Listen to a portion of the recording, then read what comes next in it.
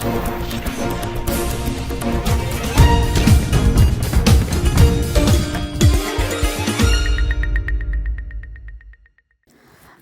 में एक जमीन के विवाद को लेकर पूर्व सांसद और किसान संगठन आमने सामने आ गए हैं। इस मामले में भारतीय किसान यूनियन यानी कि अराजनीतिक के बैनर तले चंदक मंडी समिति में एक पंचायत का आयोजन किया गया है, जिसमें हजारों किसान शामिल हुए।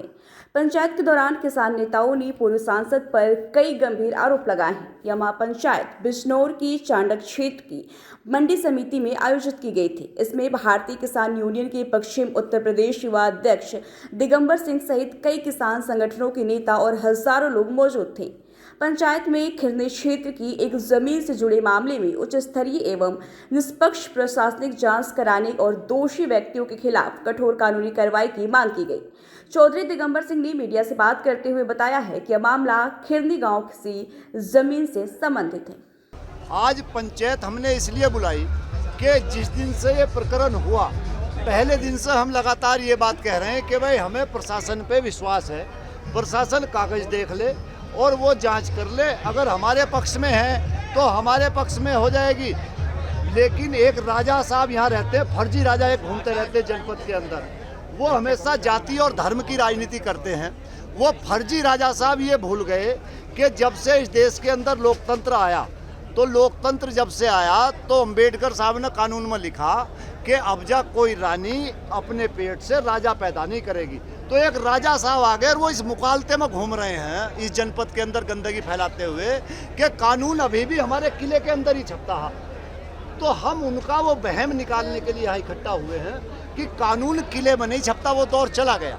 कानून जो कानून है, कानून अपना काम करेगा और ज़मीन जिसकी है, जिसके नाम है, जिसके पास तथ्य होंगे, जिसके पास पेपर होंगे, ज़मीन भी उसकी रहेगी और गन्ना भी उसका रहेगा। राजशाही के बहम में या सत्ता के नशे में पागल होकर के किसी की ज़मीन अगर छीनने का काम करोगे तो ये जनता आपकी लंगोटी पाड़ने का काम करेगी।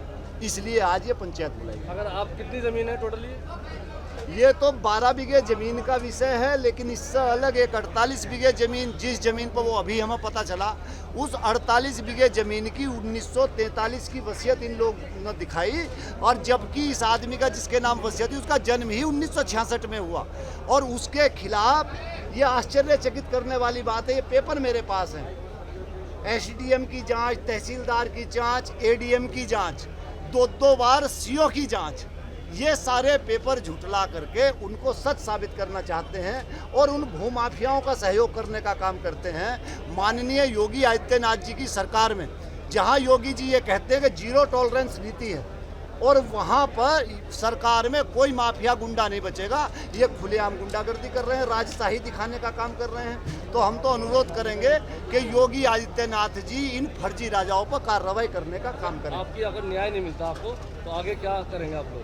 देखो, हम तो पब्लिक के आदमी, हम ना कुर्सी चाह रही, ना हम विधायक बनना, ना हम मंत्री बनना, ना हम सरकार में शामिल होना। इनकी कुर्सी टांगों के नीचे तक खींच लेंगे हम टांगों के नीचे तक कुर्सी खींच लेंगे। जो जौन से जातिवाद और धर्मवाद की लड़ाई करवाते फिर रहे हैं ना और माफियागिरी कर रहे हैं, इनकी कुर्सी इनकी टांगों के नीचे तक खींच लेंगे।